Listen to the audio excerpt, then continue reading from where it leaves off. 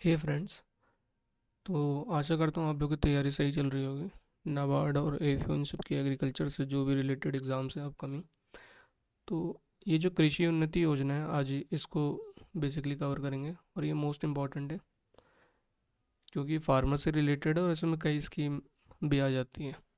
तो इस लेक्चर के बाद आप लोग जैसे कि अगर कंफ्यूज हो जाते हैं एमआईडीएच के अंदर कौन कौन से कंपोनेंट है, नेशनल मिशन ऑफ सस्टेनेबल जो एग्रीकल्चर है उसके अंदर कौन कौन से मिशन है, नेशनल बैम्बू मिशन कब आया, रिस्ट्रक्चर्ड नेशनल बैम्बू मिशन कब आया, या सॉइल हेल्थ कार्ड कब आया। तो इसकी डिटेलिंग नहीं, एटलीस्ट कब कौन सा आया और कौन किसका कंपोनेंट है, क्योंकि ये जो ओवरव्यू वाली चीज़ है यहाँ से क्वेश्चन अधिकतर उठ जाते हैं।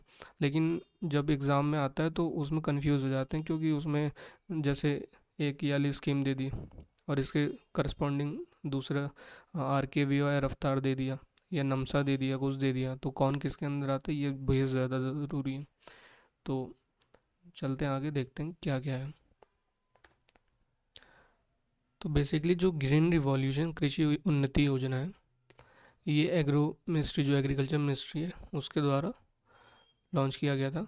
तो दरअसल क्या हुआ, जब सरकार बनी मोदी जी की तो उसके पहले कांग्रेसियों की कई स्कीम चलती थी। तो ऐसे कुछ जो एग्रीकल्चर से रिलेटेड 11 स्कीम्स थी उसको ग्रीन रिवॉल्यूशन कृषि उन्नति योजना के अंतर्गत मतलब समावेश कर लिया गया। तो ये एक अम्ब्रेला स्कीम है कृषि उन्नति योजना, जिसके अंदर टोटल कितनी 11 11 कांग्रेसी स्कीम, जो 11 एग्रीकल्चर की स्कीम्स है वो वाली इंक्लूडेड है। तो और ये जो है नॉट 100% पेड बाय यूनियन, मतलब कि सेंट्रल सेक्टर स्कीम नहीं है, ये सेंट्रली स्पॉन्सर्ड स्कीम है जिसमें जैसे कि रेशियो आप जानते होंगे 60-40 वाला होता है, नॉर्थ ईस्ट में 90-10 वाला होता है। तो वो वाला सिस्टम चलेगा, ठीक है। ये जितनी भी स्कीम है अंतर्गत वाली, ठीक। तो पहले मेजरली ये याद हो गया। फिर ये कब, मतलब कि इसको अम्ब्रेला स्कीम कब बनाई गई, तो ये 2017 में बनाया गया था, ठीक। तो 2017 में। लेकिन क्वेश्चन कभी कभार ऐसे पूछ लिया जाता है कि जैसे कि 2016 17 या फिर 2017 18, तो उस टाइम पे ये वाला टिक करना है, ठीक है, 2016-17 वाला।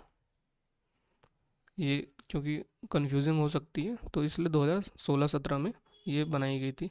और नॉट 100% है। और इसमें जो 60:40 वाला रेशियो चलेगा और 11 सब स्कीम है। ये कुछ इंपॉर्टेंट बेसिक टर्म्स हो गए। फिर नेक्स्ट क्या है कि इसमें जो 11 स्कीम है पहले वो एक बार ओवरव्यू देख लेते हैं कौन कौन सी स्कीम्स हैं। तो जैसे कि MIDH, ठीक। MIDH है, फुल फॉर्म बाद में देख लेंगे। MIDH है, नेशनल फूड सिक्योरिटी मिशन है, ठीक है, इसके अंदर आता है, ये भी आता है। फिर आता है नमसा आ जाता है, नेशनल मिशन सस्टेनेबल एग्रीकल्चर आएगा। फिर एग्रीकल्चर एक्सटेंशन से रिलेटेड जो स्कीम है वो आ जाएगी। फिर ई गवर्नेंस, ठीक है, ई गवर्नेंस वाली स्कीम आ जाएगी। सीड एंड प्लांटिंग मटेरियल आ जाएगा, समाम जो आप पढ़ते हैं, sustainable mission on agricultural mechanization वाला आ जाएगा। फिर जो क्वारंटाइन डिपार्टमेंट वाली चीज़ है, जो प्लांट प्रोटेक्शन वाली चीज़ है वो आ जाएगी। और फिर जो integrated scheme on agriculture census economics and states, ये आ जाएगा। और एग्रीकल्चरल कॉरपोरेशन, ये वाला स्कीम आ जाएगा। और एग्रीकल्चर मार्केटिंग से, तो बेसिकली हम देख रहे हैं यहाँ पे हर जो सेक्टर है एक्सटेंशन से लेके उसकी मार्केटिंग करना, फिर उसका प्रोटेक्शन करना, फिर यहाँ पे सस्टेनेबल एग्रीकल्चर करना, और फूड सिक्योरिटी, हॉर्टिकल्चर से रिलेटेड, ठीक है। तो सारी स्कीम जितनी हैं वो अंतर्गत इसकी ले आई गई हैं, ठीक है। तो ये हो गया। अब आगे चलते हैं। तो mission for integrated development horticulture, ठीक है, ये स्कीम जो बागबानी से रिलेटेड है वाली स्कीम इसमें आएगी। तो इसमें क्या क्या करते हैं, जैसे बीप का प्रमोशन, बी कीपिंग का, ठीक है। तो वन ऑफ MIDH जो सबमिशन है वो है चमन, प्रोजेक्ट चमन, ठीक। तो coordinated programme on horticulture assessment. तो इसमें देखिए जो क्वेश्चन आते हैं जैसे नबार्ड में, तो उनकी टेक्निक ये रहती है कि जैसे चमन है तो चमन दे दिया, उसमें फिर पूछ लेगा, देखो ए तो 2 बार आ रहा है, इसको मुश्किल है कि ये पूछे, एम पूछ लेगा, एम क्या है, एम मैनेजमेंट है, ठीक, एम मैनेजमेंट हो गया। तो एच क्या है, हॉर्टिकल्चर से रिलेटेड है, ठीक है, तो ऐसा पूछ लेता है। असेसमेंट, असेसमेंट एंड मैनेजमेंट हो गया, ठीक।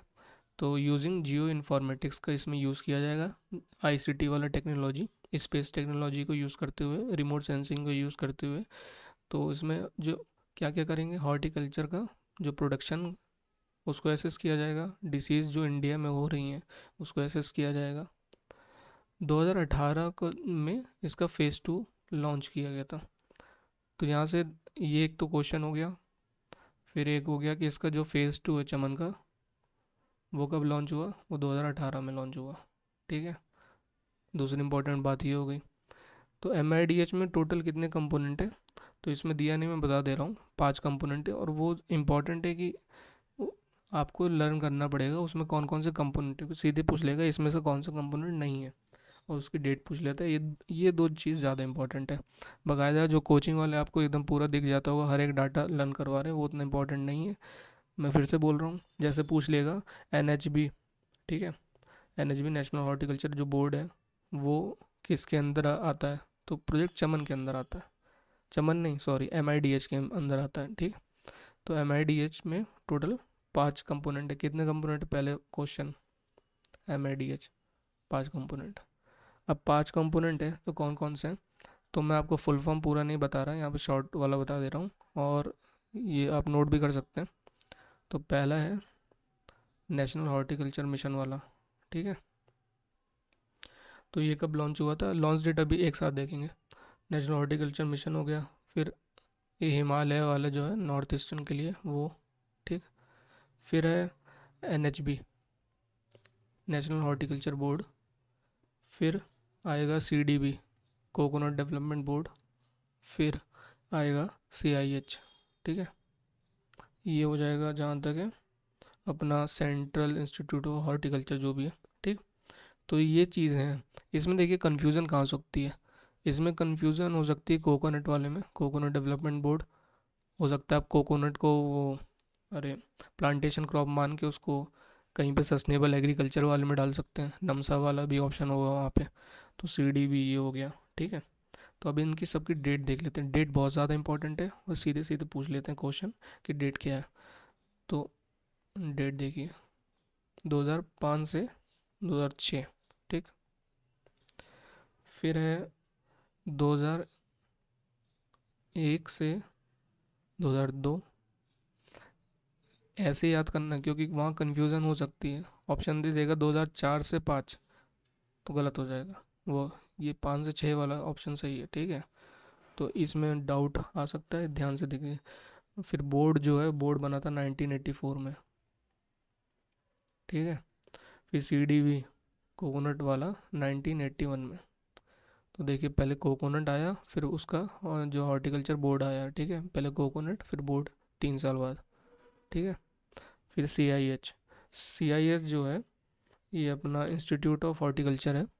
ये है कहाँ पे, नागालैंड में, ठीक है, नागालैंड में। और वहाँ पे भी कहाँ, एक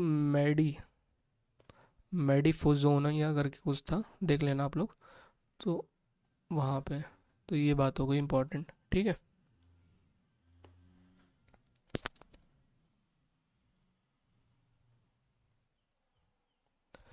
फिर ये हो गया। अब सीधे देखिए क्वेश्चन की ट्रिक्स ये रहती है। तो MIDH में क्या क्या आता है, याद कर लो यहीं पे, जिसे बाद में याद ना करना पड़े। हॉर्टिकल्चर, हिमालय वाला, बोर्ड वाला, कोकोनट वाला, फिर जो इंस्टीट्यूट वाला, ये 5 कंपोनेंट है, ठीक है। डेट देखो, नेशनल हॉर्टिकल्चर मिशन कब स्टार्ट हुआ, 2005, 6, 5 और 6, ठीक। तो हिमालय वाला कब हुआ, उसके पहले 2000, तो 2000 से जस्ट एक साल बाद, ठीक। 2002 में यहाँ पे दंगे हुए थे, ठीक है, ऐसे याद कुछ याद कर लो। फिर 1984, 81, तो पहले कोकोनट आया 81। कोकोनट देखो ऐसे होता है, कोकोनट ट्री है ना, तो ऐसे है। तो 81 1, ठीक है, ये हो जाएगा 81। फिर नेशनल हॉर्टिकल्चर बोर्ड, बोर्ड देखो, बोर्ड, बोर्ड कैसा होता है, ऐसा होता है, ये बोर्ड है, ऐसा ही होता है। तो 1 2 3 4, तो 1984, 4 ये याद हो गया। CDB ये याद हो गया। फिर CIH, ये तो याद ही हो गया, ठीक है। नागालैंड में, नागालैंड में मिज़ोरम इधर उधर नहीं है, कन्फ्यूज़न हो सकती है। अगर सुनोगे मिज़ोरम सुन लोगे, असम सुन लोगे, असम में कन्फ्यूज़न हो सकती है। और आंध्र नहीं, अरुणाचल प्रदेश में, यहाँ पे कन्फ्यूज़न हो सकती है। लेकिन है कहाँ पे? नागालैंड में। क्या? हॉर्टिकल्चर का इंस्टीट्यूट। तो एक नाग, नाग से याद कर लेना, ठीक है, नाग से याद कर लेना इसको। तो ये अपना हो गया MIDH। फेज़ 2 स्टार्ट हुआ था 2018 में, ठीक है। तो ये कंप्लीट, इसमें इतना ही इम्पोर्टेंट है, ठीक। अब आगे चलते हैं। फिर है नेशनल फूड सिक्योरिटी मिशन, जो सेकंड सब स्कीम है, ठीक है। तो नेशनल फूड सिक्योरिटी मिशन ये जो हुआ था, किस लिए था? इसमें rice, wheat, pulses, millet, coarse cereals बोलते हैं इसे, तो commercial crops, restore soil fertility. देखिए यहाँ पे कंफ्यूजन कहाँ होगी? राइस, व्हीट, पल्स, ठीक है। मिलेट पे आपको कंफ्यूजन हो सकती है, और कमर्शियल क्रॉप, और सॉइल अगर फर्टिलिटी, तो ये ऑप्शन में अगर दे दिया जाए, 4 ऑप्शन बना के, तो ऑल ऑफ द अबव वाला, जैसे कि क्योंकि रिस्टोर सॉइल फर्टिलिटी भी करना था और कमर्शियल क्रॉप, ये भी एक ऑब्जेक्टिव थे, ठीक।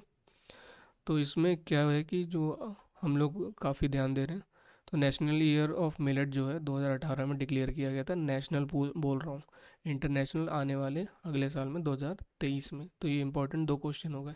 और किस किस के उसने एक्सेप्ट किया था इसे, जिससे मतलब ये डिसाइड हुआ कि अगले साल करना है? तो UN and AFO, sorry FAO, ठीक है। तो हेडक्वार्टर आप लोग कमेंट बॉक्स में बताइए, इंपॉर्टेंट है दोनों के क्वेश्चन, हेडक्वार्टर क्योंकि पूछा जा चुका है। और एक मैं लेक्चर हेडक्वार्टर्स का भी ले आऊँगा, जो कि इंपॉर्टेंट है। जितने भी स्कीम मैंने नोट्स बना रखे हैं, उस एक सिंगल पिक में सारा दिया हुआ है। कौन सा कब इस्टेब्लिश हुआ, कौन सी कंट्री कब ऐड हुई, इंडिया है कि पार्ट नहीं, ये 3 बेसिक इंपॉर्टेंट चीज़ है, ठीक। फिर तो इसमें क्या हुआ कि हम लोग मिलेट पे क्यों फोकस कर रहे हैं? ऐसा क्या हो गया जो हमें मिलेट पे फोकस करने की ज़रूरत पड़ी? तो देखिए, क्लाइमेट चेंज हो रहा है, ठीक है। और जो हमारी ग्रोथ है, प्रोडक्शन है, वो सीरियल सेंट्रिक है, ठीक। तो हम नहीं चाहते कि सीरियल सेंट्रिक रहे, जिससे कि सीरियल सेंट्रिक रहेगा तो आपको पता है कि जो डाइवर्सिफिकेशन के जो पॉजिटिव है, वो सीरियल सेंट्रिक के नेगेटिव है, ठीक है। तो आपको पता होना चाहिए कि सॉइल फर्टिलिटी, ये वो फलान ढिम का जितनी चीज़ है, वो क्या क्या हो जाता, तो उसके चक्कर में।